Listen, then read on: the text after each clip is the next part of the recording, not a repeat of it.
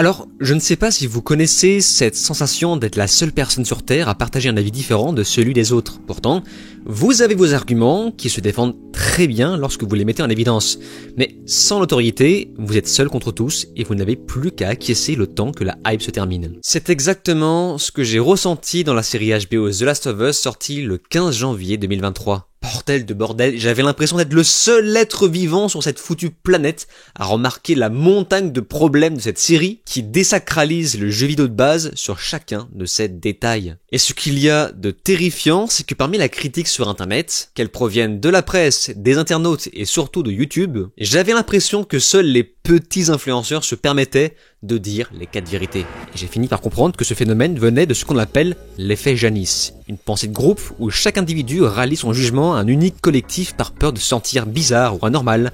La fanbase des jeux vidéo The Last of Us et de HBO, réunie en une seule série, est si soudée qu'il est préférable d'aller dans le sens du vent lorsqu'on est un critique professionnel ou indépendant comme moi, au risque de perdre une partie de son public.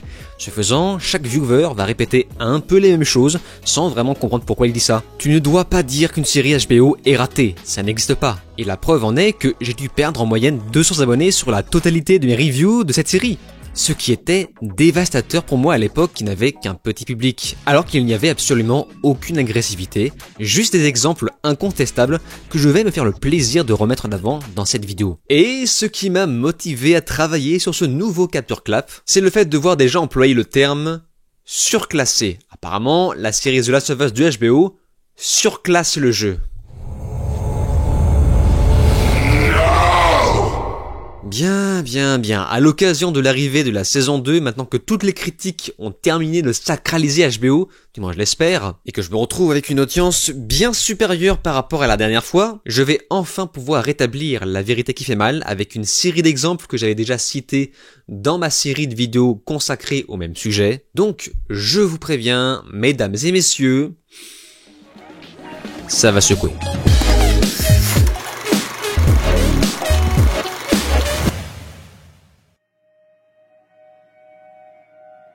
Pour mieux vous faire comprendre le sentiment que j'ai eu devant cette série, je dois absolument vous faire un parallèle en vous parlant très rapidement du remake de Ne dis rien, un film dano-néerlandais réalisé par Christian Tavdrup, sorti en 2022, rebaptisé dans sa version américaine de 2024 en Speak No Evil, qui est en fait le titre original de son prédécesseur, réalisé par ce gros tâcheron de James Watkins. Pardonnez-moi du terme, mais jamais un remake ne m'aura autant énervé de toute ma vie. Voir ce film sans avoir vu l'original, c'est l'exemple typique d'une expérience horrifique totalement gâchée, parce que oui, le premier est horrifique au sens strict du terme, un thriller dramatique psychologique qui maîtrise sa noirceur d'une main de maître. Bien que le comportement des personnages soit pété d'incohérence qui devient totalement énervant, on comprend à la fin qu'il sert en réalité de propos. Dans le remake, l'aspect psychologique passe totalement à la trappe pour être remplacé par un slasher bas de plafond, où les personnages vont passer leur temps à décrire verbalement tout ce qu'ils voient, avec un jeu d'acteur plus que douteux. Complété à ça, un casting catastrophique, des enfants bien trop grands par rapport à l'âge qu'ils sont censés avoir, et un James McAvoy dans un surjeu gênant. Toutes les scènes cultes, paresseusement copie-collées sur l'original, arrivent comme un cheveu dans la soupe, tellement que les créateurs n'ont rien compris au matériau de base.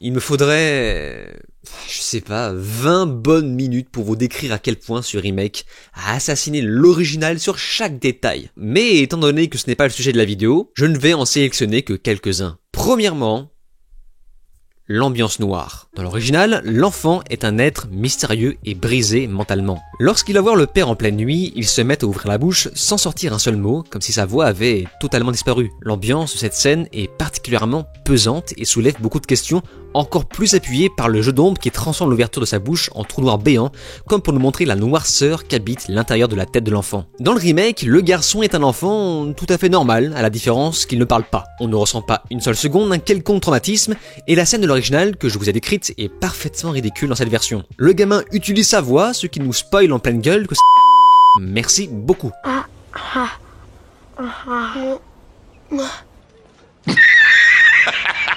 Deuxièmement, le végétarisme de la mère. Et là, je vais vraiment vous décrire la scène qui a failli me faire arrêter le film. En effet, la maman Louise ne mange pas de viande, mais mange quand même du poisson. Et l'antagoniste du film va s'amuser à chercher à lui faire manger de la viande, juste par pure toxicité malsaine.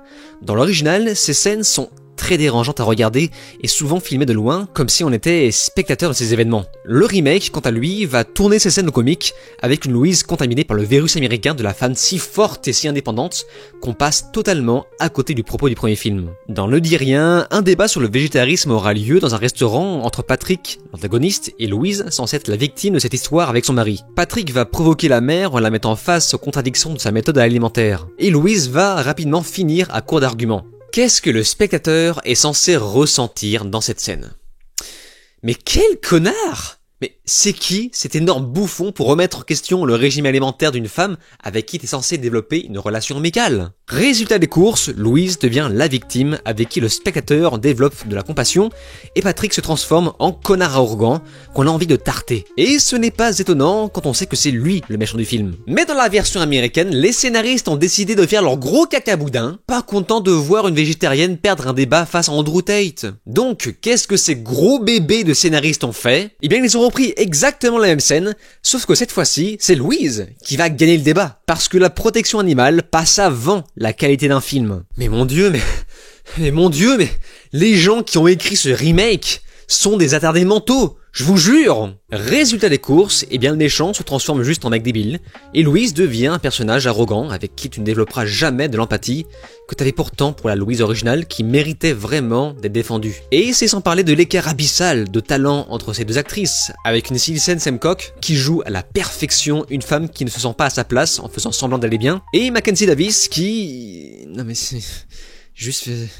Regardez-moi un petit peu sa tronche de simplette. Vraiment, mais ce personnage, c'est un sketch. Je vous jure que le film entier est un sketch. J'ai rarement eu autant envie d'arrêter un film de toute ma vie. Et le pire, c'est que ça a été hyper bien accueilli. Une montagne de gens n'a pas réussi à découvrir la véritable horreur qu'était l'original, comparable à un film du type Midsommar. Et c'est ici que nous revenons sur la série The Last of Us de HBO. Pour moi, l'exemple de Speak No Evil que je vous ai décrit, c'est ça, du début à la fin. Rappelons que le jeu vidéo a été réalisé par Bruce Straley et Neil Druckmann. Je vous invite vivement à regarder ma vidéo sur The Last of Us 2, que vous puissiez comprendre l'imposture, selon moi, de Neil Druckmann qui a consacré une partie de sa vie à se faire passer pour le papa de Naughty Dog, alors qu'il n'a fait que s'emparer du travail des autres, chose qu'on pouvait déjà remarquer dans la saga Uncharted, qui était avant tout le travail de Annie Hennig. The Last of Us, c'était autant son travail que celui de Bruce Straley, que ce dernier a eu la justesse de rappeler en public que son nom a été retiré du générique de la série. Ce qui est un scandale absolu quand on sait qu'il aurait dû être crédité en tant que sur une idée de Bruce Straley. Avant la sortie, mes exigences étaient très simples. Si la série est meilleure que les dernières saisons de The Walking Dead, c'est ok pour moi. Sauf que, avec beaucoup de recul, je trouve ces dernières toujours au-dessus si on ajoute à ça les spin-offs comme Dead City et surtout The One to Live, qui mettent l'accent sur le développement de l'univers post-apocalyptique. Et c'est sans parler du premier épisode de la toute première saison, The Walking Dead, qui est vraiment un pur bijou de mise en scène, de jeu d'acteur et de gestion de budget, avec sa légendaire photo délavée, son grain prononcé sur l'image et sa nappe sonore hypnotique.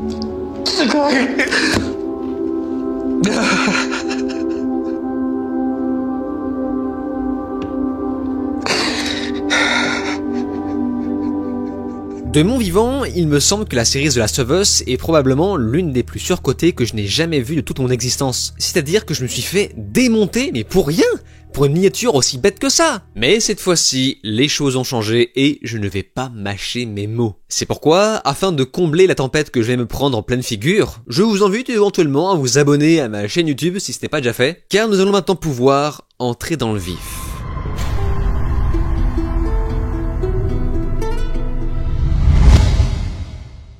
Pour rappel, The Last of Us est une épopée qui se déroule dans un univers post-apocalyptique provoqué par une épidémie mondiale qu'on appelle le cordyceps. Un phénomène réellement trouvable chez les insectes et je ne vais même pas prendre la peine de vous montrer les images, car vous savez que même moi ça me donne des frissons de dégoût. Dans cette histoire, l'ancien père Joël, joué ici par Pedro Pascal, retrouvera sa défunte fille dans le regard de requin blanc de la petite Ellie, alias Bella Ramsey, une jeune fille immunisée contre la maladie. Celle-ci pourra potentiellement être utile pour développer un vaccin et sauver des vies à condition que Joël parvienne à l'emmener chez les Lucioles, une organisation de survivants qui se bat contre l'épidémie. Alors, Je ne sais pas pour vous, mais le rythme du premier épisode m'a semblé d'entrée un peu cassé. C'est presque à croire qu'il y a 2 épisodes en un. Là on pouvait s'attendre à un pilote entièrement consacré à l'apocalypse, il décide au contraire de couper celui-ci en 2 pour switcher en plein milieu sur le monde post-apo. Je n'appellerais pas ça un défaut, mais plutôt un phénomène symptomatique des nombreuses maladresses que ne pouvait de toute évidence pas avoir le jeu. Un jeu qui est justement connu pour son introduction dynamique, où on est plongé dans le bain sans avoir le moindre contexte. A contrario la série qui décide de briser cet effet de surprise et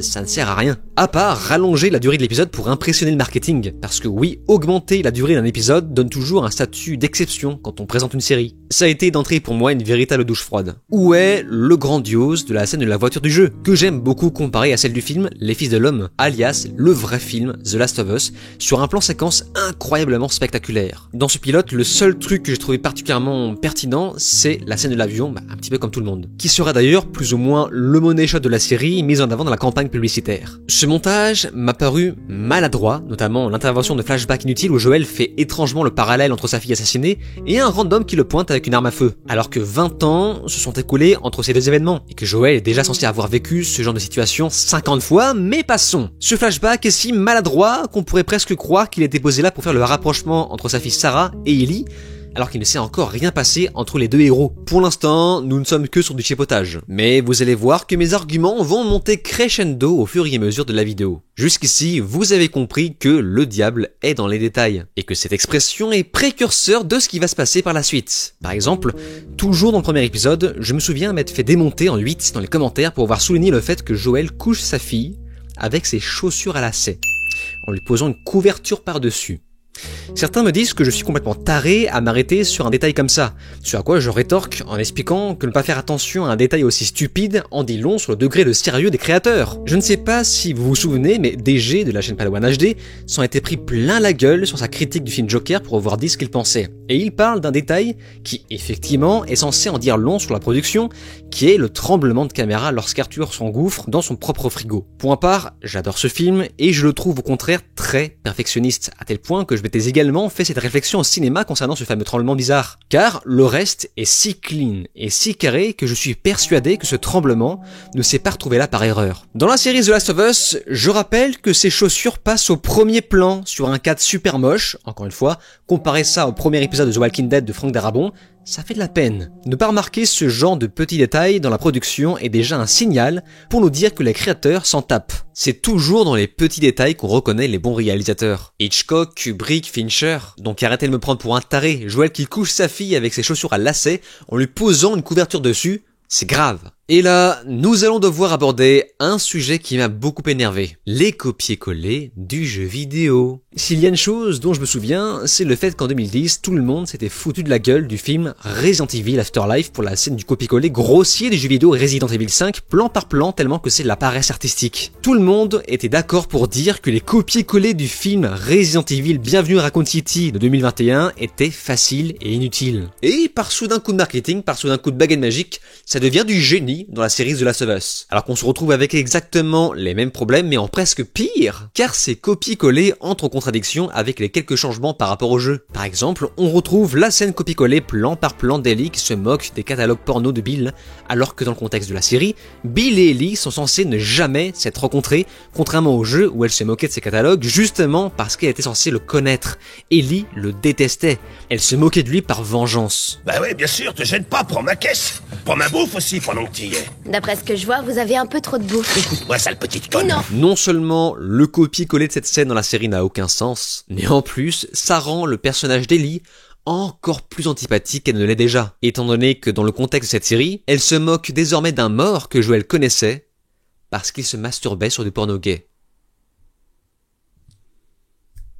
Transition extrêmement étrange quand on sait que l'épisode 3 a été transformé en romance tragique. Bref, les scénaristes n'ont tout simplement pas relu ce qu'ils ont écrit, en plus d'avoir été soumis par des contraintes de la production. Évidemment que faire des copier-coller était une contrainte de la production. C'est vraiment dans ces moments-là que j'ai commencé à me poser des questions vis-à-vis des critiques. Pourquoi autant de prétendus fans peuvent oser dire que la série surclasse le jeu? Comment c'est possible? Mais comment? Après l'exemple que je viens de vous donner, qui devrait déjà disqualifier cette adaptation à mes yeux. Et encore...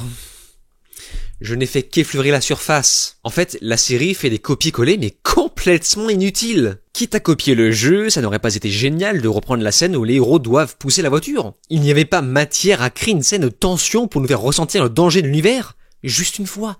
On ne ressent pratiquement jamais les tensions. Les seuls moments où j'ai réussi à ressentir quelque chose, ce sont les scènes basées sur les origines qui sont en fait un prétexte pour cocher la case écolo sur l'agenda politique en nous faisant culpabiliser sur le réchauffement climatique et encore, je trouve que ça ne va clairement pas assez loin. Quand on commence la série, on s'attend à ce que ce genre d'introduction devienne un rituel pour nous amener à une révélation à la fin sur les origines de la pandémie qui n'existait pas dans le jeu. Eh bien, pas du tout. Ça ne nous emmène nulle part. D'ailleurs, la plupart des rajouts vont rarement loin, et c'est l'un des plus grands défauts de cette série. On a l'impression qu'à partir du moment où les créateurs ne copie-collent pas le jeu, ils sont systématiquement paumés. Comment ne pas mentionner Kathleen, un personnage inventé pour la série complètement inutile, au point de nous faire perdre du temps concernant la relation entre Ellie et Joel, en plus d'être bourré de clichés. Par exemple, pour bien nous montrer qu'elle est méchante, elle n'aime pas les enfants, pour finalement se faire tuer par un enfant infecté. Ça, c'est le karma. Non, les facilités d'écriture. Et ça fait partie des nombreuses choses qui auraient pu devenir intéressantes si les scénaristes étaient allés jusqu'au bout de leurs idées.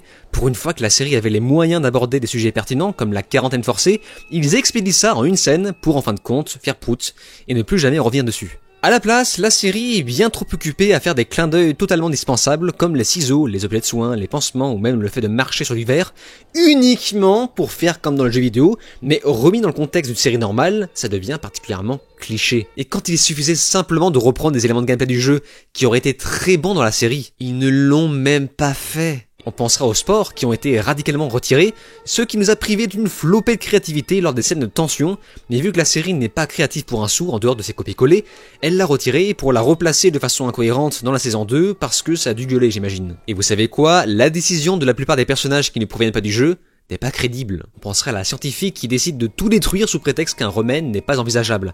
Alors, j'entends bien qu'elle a passé sa vie à étudier le projet, mais à partir du moment où le virus a muté sur des humains, le variant n'est plus tout à fait le même, et aucun être humain de rationnel dans le monde déciderait de bombarder une ville entière avec tout le monde dedans. On pourrait parler également de la décision des personnages de ne pas mettre en priorité le problème de la fracture énorme située au sous-sol. À partir du moment où quelque chose de visiblement vivant fracasse le sol depuis le dessous, il faut vraiment être un interdit mental pour ne pas mettre ce problème en priorité. Ou encore le fait qu'Ellie décide étrangement de coller son sang sur la morsure de Sam en s'imaginant qu'il pourrait guérir. Chose éperdument débile, sachant qu'elle n'est pas pensée à faire la même chose lorsque Tess monte sa morsure. Et c'est d'autant plus bizarre quand on sait que la série a décidé de canoniser le DLC Left Behind, qui nous expliquait justement qu'Ellie était censée savoir à quel point une morsure était significative d'une mort assurée. Dans l'original, qui est littéralement la version intelligente de la série, Sam cache sa blessure car le jeu a conscience qu'Ellie est si futée qu'elle aurait compris tout de suite que laisser Sam comme ça représenterait un danger mortel pour tout le monde. Pour résumer, la Ellie de Bella Ramsey est merveilleusement stupide par rapport à celle du jeu. Voir Sam infecté aurait dû la faire paniquer, et cette incohérence crée un déséquilibre entre ses comportements de gros bébé comme dans cette scène, et la volonté d'en faire une girl boss où elle prend des décisions avec Henry et Joel. This whole area belongs to Kathleen.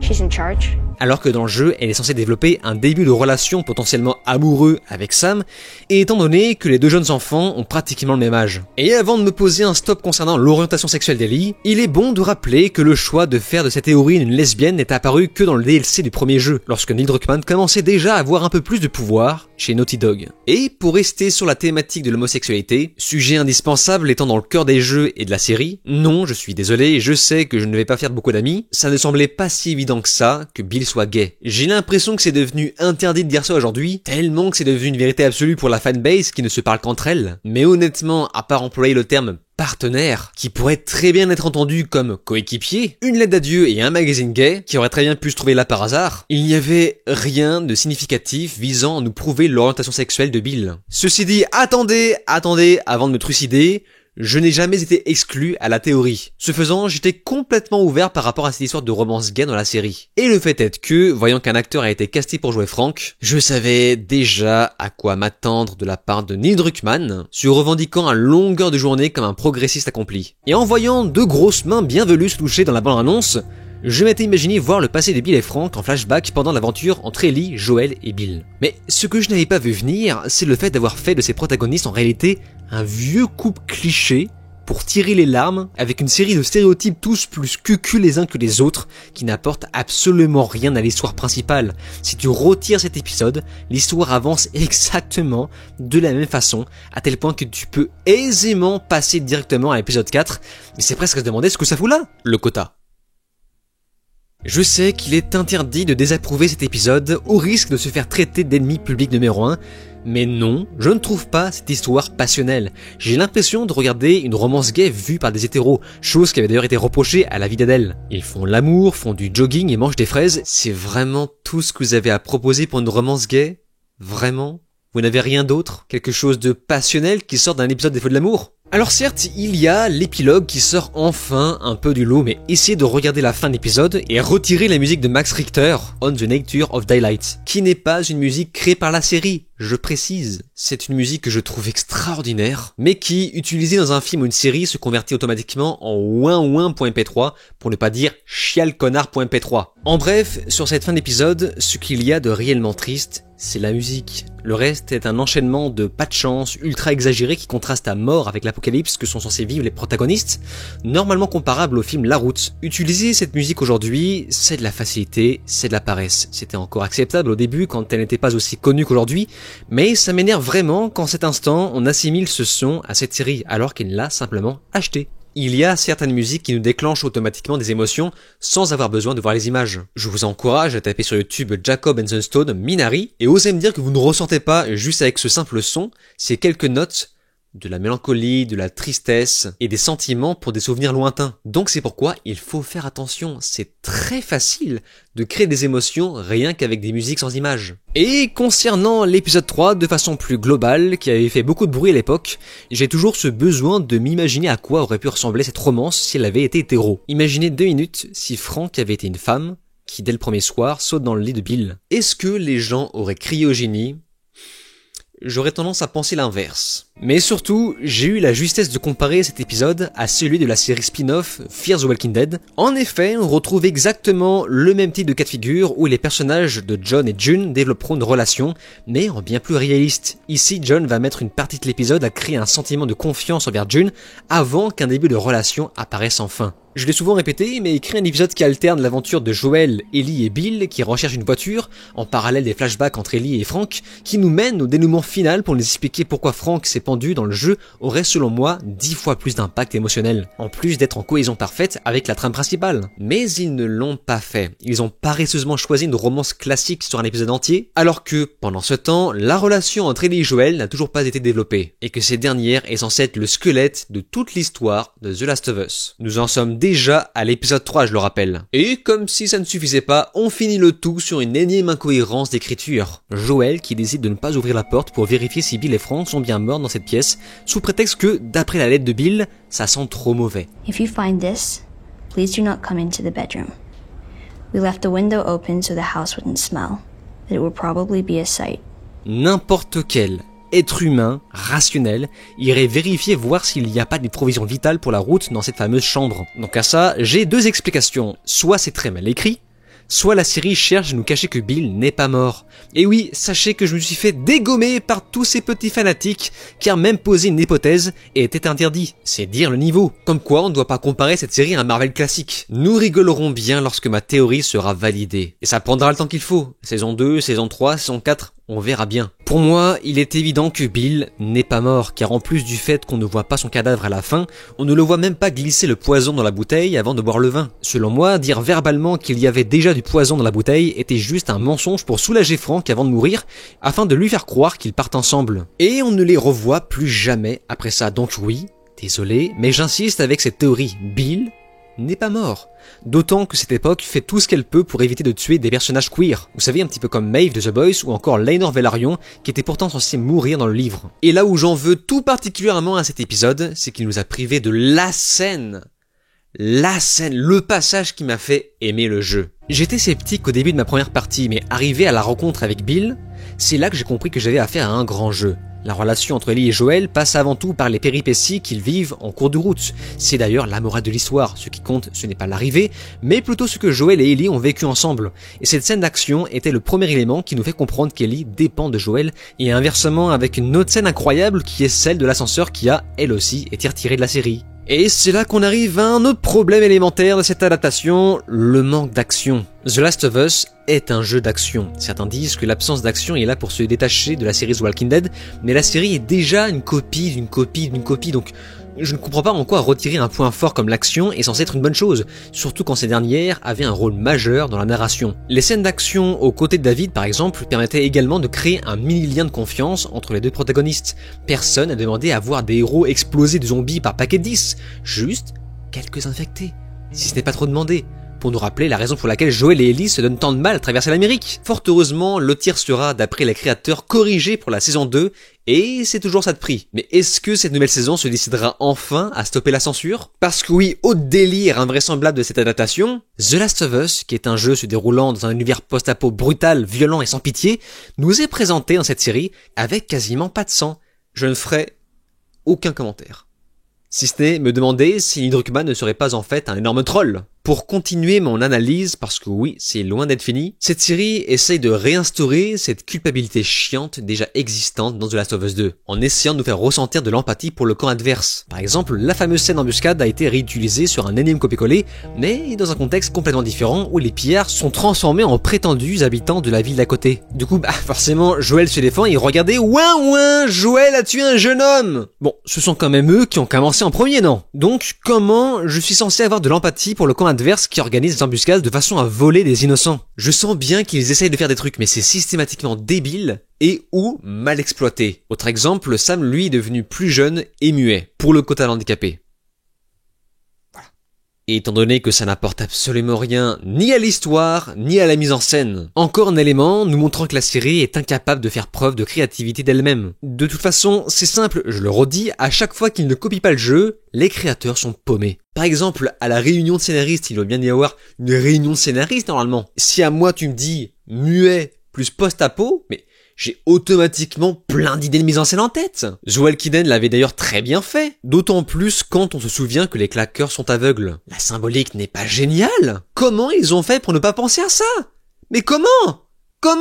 Un Sam muet qui va faire de son handicap une force face au monstre. Mais ce n'est pas tout. Le Colosse, qui est un boss du jeu vidéo, ne sert strictement à rien dans la série. Encore un potentiel qui n'a pas été exploité, et sa présence est d'autant plus incohérente quand on sait que cette saison a décidé d'effacer l'existence des spores. Ce colosse est une créature avec pour faculté de jeter des bombes de spores toxiques. Sa présence est aussi incohérente que le bourreau dans le film Resident Evil Afterlife, qui est censé être une créature désertique. Mais il apparaît quand même par magie dans un univers soudainement gris et pluvieux, et encore, car le bourreau de ce film est réellement exploité exactement de la même manière que dans le jeu, et sa présence sera vraiment utile au scénario pour inciter les personnages à prendre des décisions rapides. Dans The Last of Us de HBO, si tu retires ce colosse, l'histoire avance exactement de la même façon, puisqu'il apparaît au beau milieu d'une foule d'infectés qui fera tout le boulot à sa place, et qui seront finalement le véritable danger de la scène. Pendant ce temps, ce gros monstre n'est là que pour la déco, et surtout, bien sûr, comme on n'a pas le mentionné, le fanservice. Maintenant nous arrivons au second gros passage de la série où j'ai commencé sérieusement à me poser des questions sur l'authenticité des critiques. On nous explique en introduction que de l'autre côté de la rivière se trouve la mort. Autrement dit, personne ne traverse la rivière, ce qui renforce automatiquement un mystère de ce qui peut se trouver derrière. Dans notre imagination, évidemment qu'on pense aux pires horreurs possibles. Une nouvelle forme de monstre, des pillards, des cannibales, une zone géographiquement trop dangereuse. Finalement, ce qui se retrouve derrière la rivière, c'est une troupe accompagnée d'un unique chien parfaitement adorable qui vient te renifler en remuant la queue juste pour vérifier que tu n'es pas infecté. Et donc cette scène est censée faire peur. Cette scène est censée faire ressentir des tensions. Et tout le monde valide. Mais oh putain de secours! And today I thought that dog was gonna tear her apart because it smelled something on her. Chapitre suivant, le casting. Alors, j'en ai suffisamment parlé dans toutes mes vidéos. Pour moi, on n'est pas très loin de la catastrophe. Alors, évidemment, il y a des exceptions. Pedro Pascal qui enchaîne les rôles iconiques, que certains appellent la Pedro Pascal fatigue, avec un physique, j'insiste, trop éloigné du Joel d'origine, est le seul qui parvient à soulever la série en matière d'acting. No, you take me to her right now! Pareil, j'ai un peu tapé sur la romance Bill Frank, il faut quand même mentionner les acteurs qui sont très très bons. Mais pour ce qui est du reste, je n'ai pas non plus envie de revenir sur cette version d'Ellie qui est vraiment catastrophique, avec ce choix cataclysmique de Bella Ramsey dans le rôle.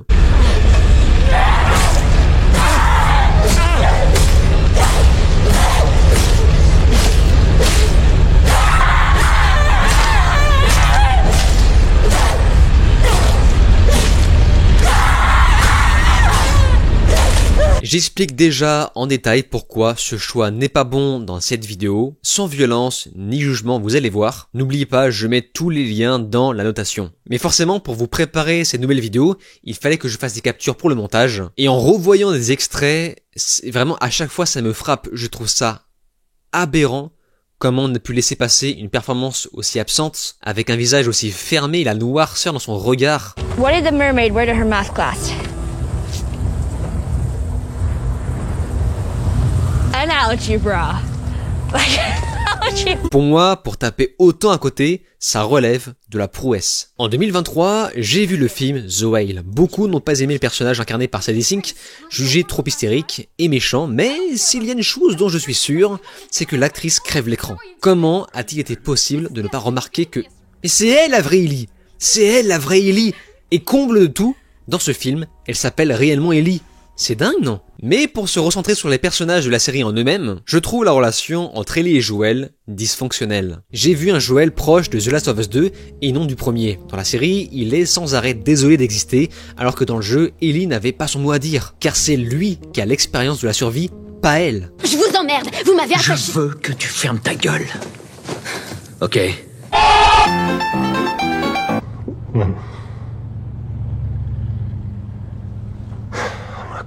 Yeah, you really aren't. I mean, it was my fault. Ellie n'avait juste qu'à lui obéir pour espérer survivre dans cet univers dangereux.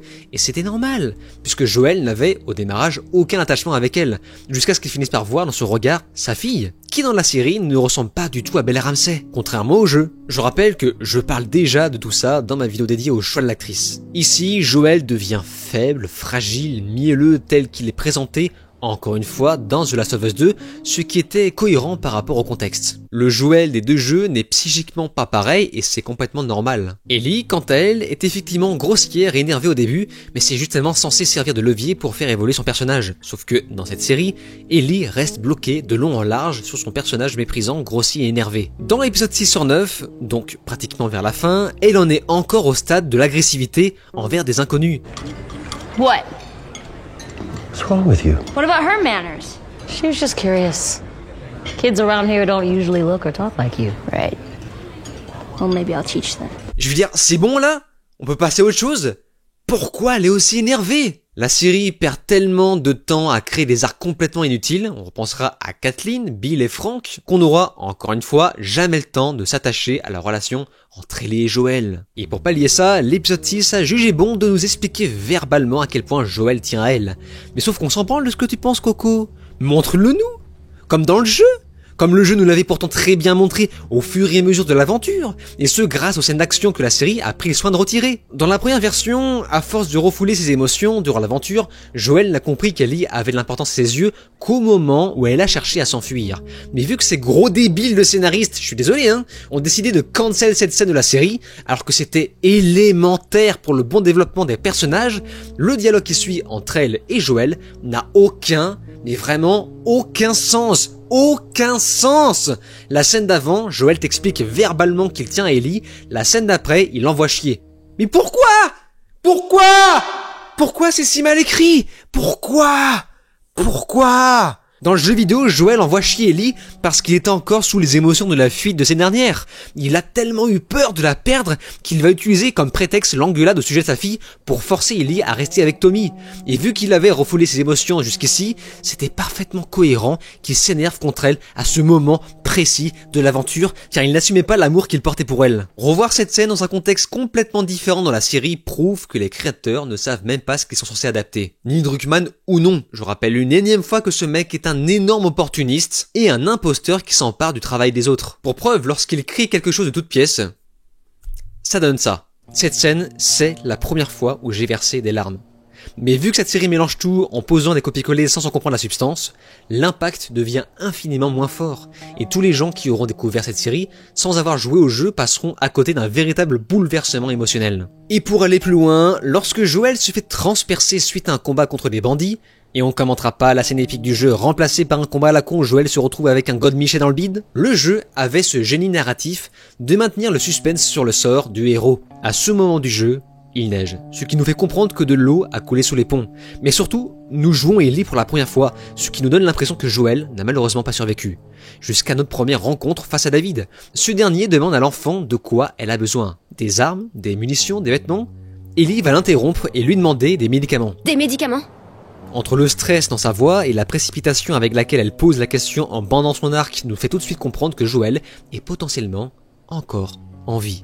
Et que ces médicaments lui sont destinés. La scène d'après, on rencontre en effet Joel, en très mauvais état certes, mais encore vivant. C'est un bijou d'écriture. Avec ce simple effet de narration de montage, on arrive à ressentir qu'Ellie a réussi à maintenir Joel en vie avec beaucoup d'efforts pendant longtemps, qu'elle l'aime comme un père et qu'elle serait prête à y laisser sa vie pour lui. Maintenant, comment ça se passe dans la série? Eh bien, ces génies ont décidé de cancel tout ce que je viens de vous décrire. Les scénaristes passent tellement leur temps à faire du copier-coller sans en comprendre le sens, qu'ils décident de dévoiler dès l'introduction le fait que Joel soit en vie, ce qui brise l'intérêt du cliffhanger de l'épisode 6.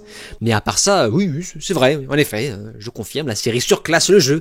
Ce qui m'inquiète, c'est que j'ai vraiment été le seul à parler de tout ça. D'un côté, on avait les critiques qui glorifiaient la série en grand nombre, en grande majorité, et de l'autre on avait ceux qui n'aimaient pas, qui se contentaient de ne pas regarder, ou de taper bêtement sur Bella Ramsey, ce qui était, je pense, contre-productif. Comme je l'ai déjà dit encore et encore, quand les créateurs ne copient pas le jeu, ils sont complètement paumés.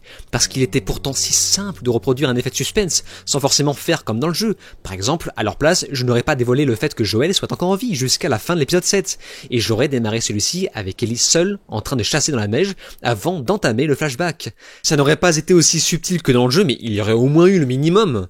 Là, y a rien. Et à l'instar de l'épisode 3, qui aurait dû avoir le génie d'alterner les flashbacks de la relation entre Frank, Bill et l'aventure avec Bill, Joel et Ellie, l'épisode 7 aurait dû faire la même chose avec la romance entre Ellie et Riley. À la place, les showrunners décident de sauter, encore une fois, la partie action. Ah, c'est con, c'est ce qui permettait d'ajouter le piquant pour nous montrer ce qu'il était prêt à faire pour en être cher, et ne pas reproduire ce qui s'était déjà passé avec Riley. Raison pour laquelle le DLC alterne flashback et présent. Dans la série, il ne reste plus que la romance où il ne se passe rien.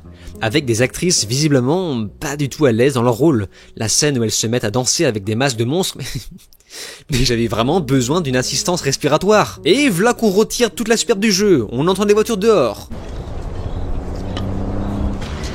By everything, you mean? Sûrement conduite par des infectés. On remplace la scène où Ellie va s'imaginer jouer un jeu de combat avec Riley parce que la borne ne marche plus étant donné qu'on est censé être dans un putain d'univers post-apo par Mortal fucking Kombat qui ici marche très bien. Bon, évidemment, ce serait bête de passer à côté du melon de Neil Druckmann qui se sent si subversif qu'il décide d'ajouter une dimension religieuse au personnage de David, qui est le méchant cannibale du jeu et... Wow, pause. Neil Druckmann est vraiment en train de juger le christianisme? Sérieusement, mec? Sérieusement?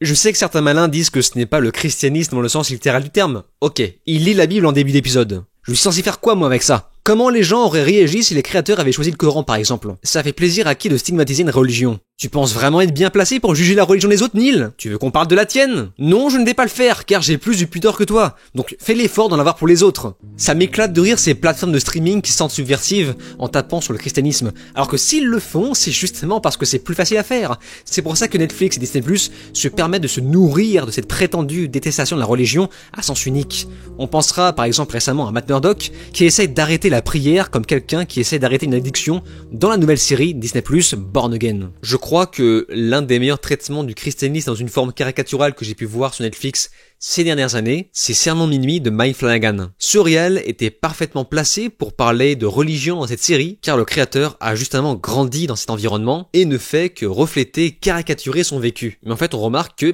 c'est extrêmement nuancé. C'est tellement bien écrit que ça n'a absolument rien de manichéen. Tandis que Neil ne fait que provoquer en attisant la haine, en jetant de l'huile sur le feu avec une licence connue. Comme si ça ne suffisait pas. L'épisode 9 est celui qui m'a le moins déçu car c'est probablement celui qui nous lâche son plus grassouillé copie-collé du jeu vidéo jusqu'ici.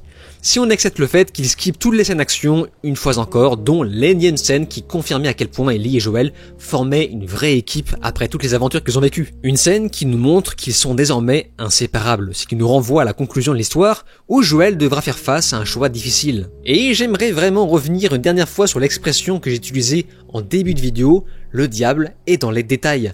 Lorsque Joel tire sa dernière balle pour tuer Marlène, écoutez bien la musique. Tu chercherais à la retrouver. Le compositeur a eu l'intelligence de symboliser par cette simple note l'encéphalogramme plat, qui symbolise la mort. Élément qui a été retiré de la série parce que ces dernières copie-collent des trucs complètement inutiles, des trucs pour le fanservice. C'est un détail qui montre à quel point les créateurs du jeu étaient des perfectionnistes et les créateurs de cette série sont des gros tâcherons. Pour parler un peu plus de la forme, le jeu The Last of Us est la découverte d'un univers à travers les yeux de Joel et Ellie. Mais dans cette série, on sort de ce format pour se retrouver face à une fiction post-apo bien plus classique et on perd quelque chose. Je n'ai toujours pas compris ces décors qui m'ont paru faux et rose bonbon, bien qu'étrangement ça s'arrange au fur et à mesure des épisodes, mais j'insiste pour dire que le jeu n'est pas aussi coloré, et encore plus dans son remaster PS5 qui proposait un étalonnage bien plus sombre et plus proche de ce que cherchait à évoquer l'original. Les extérieurs en revanche sont bien faits, mais quand on voit que pour beaucoup moins cher, The Walking Dead était presque aussi généreux, on a du mal à comprendre où est passé le budget, et l'excuse de l'inflation ne marche pas, car l'écart est stratosphérique, c'est-à-dire 20 millions contre 100 millions de dollars. Ce qui m'a le plus choqué, c'est que tout a l'air relax, principalement à Jackson. Il fait souvent bon vivre, surtout quand on compare au jeu avec de l'électricité à perdre, un self à volonté, des chaussures de rechange, on dirait presque un camp de vacances. C'est un camp de vacances. Littéralement, les bronzés font du ski, édition Ellie et Joel. Et quand l'épisode utilise l'excuse d'un Bill qui cherche à reproduire une vie normale, qui sert en fait de prétexte pour nous sortir de romances mielleuses, on se retrouve avec un visuel en si grand décalage avec le post-apo que je me suis demandé si je m'étais pas trompé de série. Tout est propre, tout est beau, tout le monde a des cheveux et des vêtements impeccables. S'il y a une chose que je trouve irréprochable, ce sont les infectés. Bien que le maquillage soit très souvent douteux, enfin surtout quand on parle des claqueurs, je trouve les acteurs bien investis. Dommage qu'on n'en voit quasiment jamais. Et concernant la musique, eh bien, c'est la même que celle du jeu. Enfin, en tout cas, à quelques notes près. Apparemment, il y a de nouvelles partitions pour la série. Je vous cache pas que j'ai pas vraiment senti la différence. Mais en tout cas, le compositeur d'origine a été rappelé. Pour moi, cette série est vraiment la vision fantasmée du premier jeu, par les yeux progressistes de Neil Druckmann. Bien que, on va pas se mentir, l'ensemble soit regardable et respectable sur de nombreux points, The Last of Us d'HBO est une vraie destruction, car elle a perverti l'image du jeu que des non-joueurs n'auront jamais vécu de leur vie. Alors que, et c'est véridique, les non-joueurs auraient gagné bien plus de temps en ne regardant que les cutscenes sur YouTube, compiler les cinématiques du jeu en y ajoutant quelques phases d'action, mais vraiment ça aurait été, je sais pas, allez, 7 heures, voire même beaucoup moins. Et pendant ce temps, la série a coûté plus cher que The Walking Dead et a rapporté légèrement moins d'audience. Alors que, et ça c'est important de le préciser, la diffusion de The Walking Dead, à l'époque, n'était pas accessible dans le monde entier via les plateformes de streaming comme Max, ce dont a bénéficié la série The Last of Us. Vous voyez un petit peu la douille venir? La série est un succès certes, mais ce n'est pas non plus LE succès inestimable. Je vais redire une chose que j'avais déjà dite dans ma série de vidéos consacrée à la série. The Last of Us de HBO est ni une mauvaise adaptation, ni une bonne adaptation. C'est une adaptation paresseuse. Autrement, après tout ce que je viens de vous dire, oui, effectivement, à part tout ça, on peut estimer que la série The Last of Us surclasse le jeu. Non.